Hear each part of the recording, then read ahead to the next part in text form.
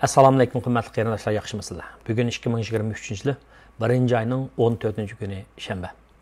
Bu mening bu yil kirgandan buyon birinchi qadamliq taqatgan leksiyarim bo'ldi. O'tgan yili pul muomala bozorida intayin çok cho'kish bo'ldi. Ya'ni kishilar o'tiriq hisob bilan 20% atrofida o'zining boyligini yo'qotdi. Ya'ni pul muomala bozoriga mablag' soqchilar. Ammo bu yil kirgandan buyon hozir ala 2 hafta vaqt o'tdi. O'sha 2 haftadan buyongi ahvol aytib gavdalik, ko'rinarlik, musbatga, pozitivga qarab maqdi. Ya'ni masalan men o'zimningki pensiya pullarimni qarasam, hozirning o'zida 2 haftaning ichida 7-8% o'sib qopti. Nurg'un kishilarning mushundaq deb qarayman. Chunki bizning pensiya pullarimizni boshqa birdiganlar shaxsan o'zimiz emas, balki bizning idoraning vasitasi orqali tepishgan mablag'li shirkatlar, masalan Fidelity deymiz deganga o'xshash. Bu shirkatlar boshqarib berdi. Mayli siz 401k ga amanat qo'ying yoki 403b ga qo'ying. Mening tunji leksiyarimda bu vaqt tuzildim.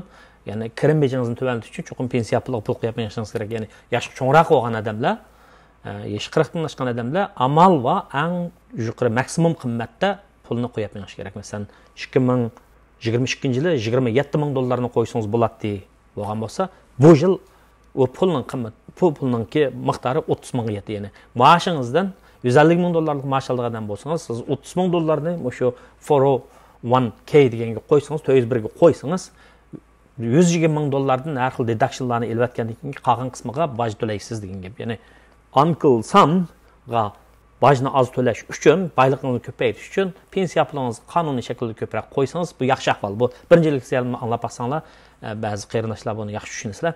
Demak, yoshi cho'ngroq odamlar mushu xil belgilanmagan foydani ko'proq qismini pensiya puli qo'yib mangsa, bundan keyingi masalan, ya'ni 15 yildan keyin pensiyaga chiqmoqchi bo'lsa, bu pul alomat pul bo'ladi. 15 yildan keyin yaxshiroq moddiy jihatdan xijolatchilik tatmay yaxshiroq yashil bo'ldi deb qarayman. Alloh umringizni bersin. Xo'sh. Endi o'tgan yilda paychiga bozorininki, ya'ni keng ma'noda aytgan vaqtda pul muomala bozoridagi ahvolning nachar bo'lishiga har xil sabablarni ko'rsatdik. Bu to'g'risida qayta nurg'un deb ketdim. Ya'ni COVID kasallik vaboning taqilishi va uning xalqaro iqtisodga ta'sir ko'rsatishi, ya'ni sog'lomlik krizining pul muomala iqtisodiy krizga aylanib ketishi ahvoli, ta'minlash zanjiri, ya'ni mush sabab tufaylidan ta'minlash zanjiri, uzukchilik, moddiy ashyolarning qis bo'lishi, Rossiyaning Ukrainaga hujum qilishi qatorliq sabablar.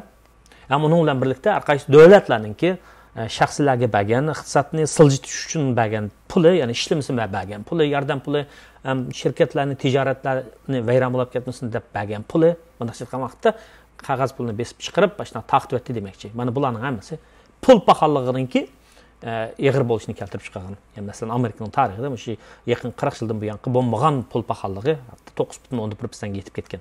Mana yaqinqi 2 oydan buyonqi 11-oy, 12-oydagi Amerikaningki Consumer Price Index, ya'ni iste'molchilar baho ko'rsatkichini tekshirish natijasida bu pul paxalligi tuvanligan gap. Bu albatta yaxshi ahvol.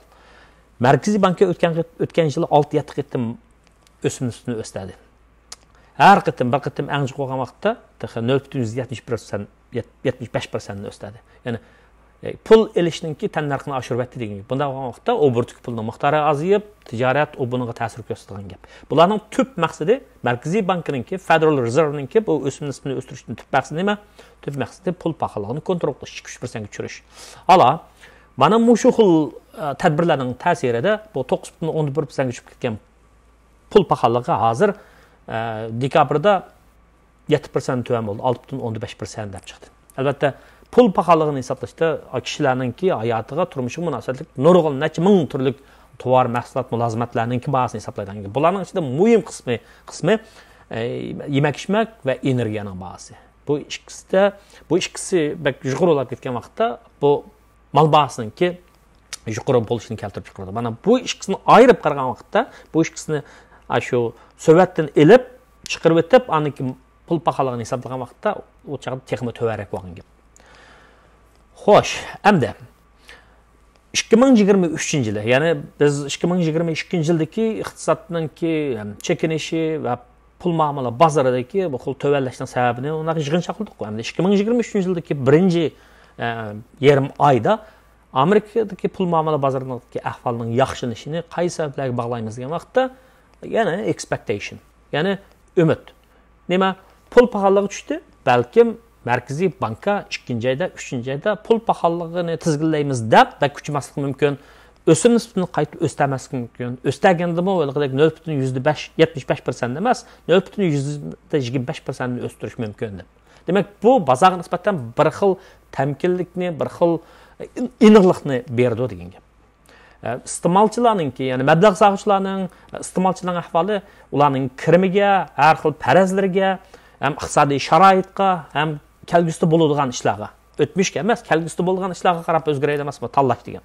Shunga hozir qaraydigan bo'lsak, iqtisodiy ahvol va har xil funksiyalik kelqi, ya'ni parametrlardagi o'zgarish oldimizda bu nisbatan umid var bir xil tuyg'uni beryapti. Hatto Amerikaning iqtisodi dunyoning iqtisodiga salbiy holda qaragan IMF, ya'ni International Monetary Fund, xalqaro pul muomala fondininki managing director boshlig'i, amaldorlarning birisi Kristalina Georgieva deydigan ayolma 2023-yildagi va 2024-yildagi dunyoning iqtisodiga umidvor qarayapti. Undan keyin yana kishilarda, siyosiy yo'llarda va iqtisodshunoslarda Rossiya bilan Ukrainaning o'tirishga urush bu yillar bir yoq berib qoladi. Yaxshiroq shaklda bu tezroq tamomlandi degan qarashni o'tirg'iyapti. Hatto men o'tgan qitim bir maqolasini tarjima qilib o'qidim, Paul Krugman deb. Nobel iqtisod mukofotiga erishgan kishimi iqtisodga, voy Amerikaning iqtisodida, dunyoning iqtisodida bir tsunami bo'lgan bo'ldi, balo qazo bo'lgan bo'ldi deb andishlik fikrlarni qilgan bu kishimi hozir umidvorlik bilan qarayapti. Ya'ni bu yana arzuq Yevropadagi havo rayining bak so'g'oq olmasligi, bu energiyaga nisbatan, yiqilg'iga nisbatan talabni biroz to'vallatdi. Ammo undan sirt yana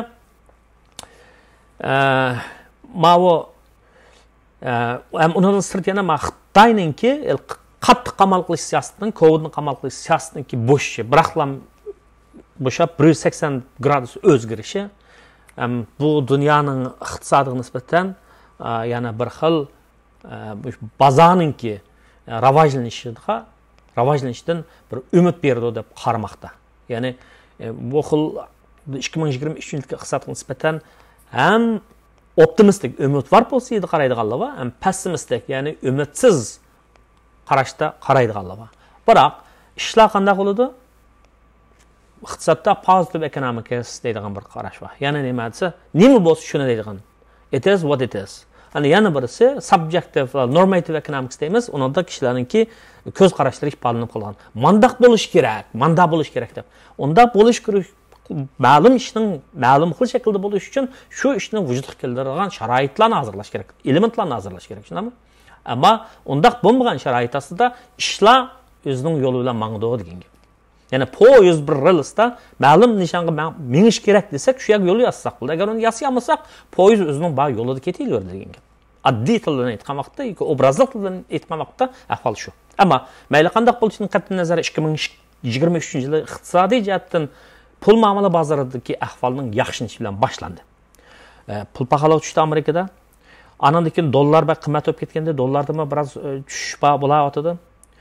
Andan keyin bu bozorlarninki ichilishi degandek shunday bir necha xil omillar kishilarga nisbatan bir xil umidvor, bir xil tuyg'uni beryapti. Shunga ikki haftalik ichidagi pay chekininki pay bozoridagi ahvolning yaxshilanishi mana shunday sabablar tufayli, ya'ni Markaziy bank o'simni o'stamasligi mumkin deydigan sabablar tufayli. Undan sirt yana shunga mos holda shifrli pul bozorida ahvolda yaxshilanish bor. Shu bir haftaning ichida 100 milliard dollardan ortiq pul muomala shifrli pul bozoriga eqib kirdi. Bitcoinning bahosi o'tganda 16 ming, 17 ming bo'lganda, biroq 20 ming, 21 mingga yaxshamkin 21 mingga chiqdi deyman. Ashuna chiqdi. Ya'ni shifrli pulningki atысы bo'lgan Bitcoinning bahosining o'rilishi boshqa pullarni tatib chiqdi. Men o'tganda mush kanalda bir ma'lum pul to'g'ri so'zlab keldim-ku. Roy Nikolasga o'xshash, Nikolas Royga o'xshash qarindoshlarimiz bor. Bu qarindoshlarimiz shu pullarni olib qo'ygan, bak tushib ketgan, eng yuqori bo'lgan vaqtda 249 dollarga chiqib ketgan. O'tgan qitim yaqin qilib yarim so'zlagan vaqtda men yana olib qo'ydim dedim, 8 dollarga tushgan. Mana 10 kun, 2-3 haftaning ichida 200% o'sdi. 200% o'sdi. Men ko'pchilikniki ma adam mana shu pulni ilonlarda tavsiya qilgandi deb qilib, navada ziyon tortib qolsa, ya'ni qag'ab selishini xalmaganligi mumkin. Biroq adam nima tilisi boshqalarga nima tilisi o'ziga yonadi, yaxshilik tilisi yaxshilik, yomonlik tilisi yomonlik. Men tavsiya qilmayman, faqat shu gapni deb qo'ydim. Ya'ni ma'lum pul to'g'risida men degan leksiyani anglagan odamlar biladi, qaysini deganligimni, ammo men demayman. Tepishmoq emas bu. Bu tepishmoq emas. Men faqat yaxshi bo'lsin deb qargan uchurlarni ko'pchilik yetkazman, ammo yo'lni qanday qanchalik mingish ko'pchilikning o'ziga bog'liq. Shunga o temadan atlab o'tib ketay. O'tgan qatimliq leksiya bilan hozirgi leksiyagacha bo'lgan oraliq ichida bu pul 200% dan ortiq ish bitadi, davomli o'sadi. Xo'sh. Anandan sirt yana bir abontimiz mandaq bir savolni so'rab ekan. 2021 yil, 2020 yildagi $100,000 qiymati 2025 yilga bo'lgan vaqt qanchalik bo'ladi deb. U har xil omillarga bog'liq. Agar pulingizni naqd pul shaklida o'yning ishda saqlasangiz, o'tir hisob bilan har yil pul paxalligi 5 yildan o'zining qiymatini yo'qotib qolsa, yana pul paxalligi 5% bo'lsa, chunki pulning setvilish kuchi pul paxalligi yoki pulning qiymati doim o'zini yo'qotib qoladi. Yilga 2-3% dan yo'qotib qoladi. Agar pul paxalligi 2-3% dan ortiqlab ketsa, bu pul paxalligi bo'ldi deymiz. Shunga qo'lingizdagi banasidan qanchalik narsa ilib olishingiz gap shuningga bog'liq. Ya'ni bu Uyg'urlardagi ot so'zi 4 o'tdagan muhim emas, zallag'ini hisoblaydigan bir gap bor. Qo'lingizdagi pul bilan nima ila ola olishingiz bu muhim. 2000 yili $100,000 pulingizni hech qanday ishlatmay o'yining ichida kapning ichiga sap qo'ygan bo'lsangiz, 2025 yil o'tir hisob bilan bu pul qiymatini 5% yo'qotib qolgan bo'lsa, mandaq bir tanglama esingizga kelsin. Tanglamaning ustida $100,000 var. Onun astida bir qo'shimiz 0,5. Anadan tırnaqning ustida buni darajaga ko'taramiz. Qancha darajaga? 5-darajaga ko'taramiz. Buni hisoblab chiqsangiz, bu 70 ming dollarga aylanib qoldi. Hisoblab baqing, men hisoblab baqmadim. Demakchi o'g'lim, siz hech nima qilmay naqd pulni tutsangiz, pul mushunchalik vaqtda o'zining qiymatini yo'qotadi degan gap. Pul ma'mullik mablag' silish degan kitobimda mush to'g'risida formula bor. Ya'ni jug'lanma ta'sirini tepish. Compounding interest rate deydi. Jug'lanma o'sish nisbatini tepish deb. Agar siz bu pulingizni mablag' qilib solsangiz, bu pulingiz o'tir hisob bilan yilga 8%lik foyda kelsa, pul paxalligi 5% chiqarib olsangiz, hisobda yilga 3% dan qiymati ishpang degan gap. Bu vaqt qanday qilamiz? $100,000 ko'paytimiz 1,3ninki 5-darajasiga. Bu chaqda pulingiz 100 necha ming bo'ladi degan gap. Buni hisoblab ko'ring. Shu kitobda bor bu formula yoki matematiklik financial formulalarni, pul ma'mulga oid formulalarni ko'rib baqsangiz bo'ladi. Xo'sh, anadan sirt to'g'ri. Bir Mamatjon Yasin deydigan bir qarindishimiz o'zi doktor, mengishlar tadqiqoti bilan shug'ullanadigan bu qarindishimiz bir uchurni yetkazdi menga. Bu yigitning Mangu Tak deydigan bir to'r beti bor. Dunyodagi bizning yosh qarindoshlarimizni, ilmga intiladigan, texnikaga intilgan qarindoshlarimizni tarbiyalash uchun haqsiz 20 haftalik kurs ochibdi. Ma'lum vaqtdan keyin meni bir mushu narsalarninki iqtisodiy ta'sirlari to'g'risida bir so'zlab bersangiz deb telefon qilgan ma'qul dedim. Ammo yaxshi gap ekan. Ya'ni bu kurs haqsiz ekan. Bu yigit to'rbetni yasabdi, shu har xil kompyuter tillarini o'rgatgan, haqsiz o'rgatdi ekan, qarindoshlar. Iqtisodda bir gap bor. No free food in the world deydigan. Bekorlik tomoq yo'q deb. Bekorlik tomoq bo'lmagani bilan, tomoqning bahasi bo'lgan bilan odamning yaxshi ko'ngil, insonlikni so'ydigan, Uyg'urlikni so'ydigan odamlarimiz yana bor tugab ketgani yo'q. Uyg'urlarni yuksalsin, bichora bo'lib qolmasin deydigan fidokor kishilarimiz bor. Mana shu Mamatjon Yasinga o'xshash. Mana bu qarindishimiz shu to'rni quribdi, to'pni quribdi, dars o'tadi ekan, 100 dak odam bor ekan, dunyoning hamma yeridagi Uyg'urlardan. Yoshlarimiz, texnikaga qiziqgan kishilarimiz shuni o'rgansanglar bekorlik dars ekan. Ba'zilar azan go'shtdan shorpisi yo'q deb qo'ydi. Bu gapning muayyan asosi bor. Ammo dunyoda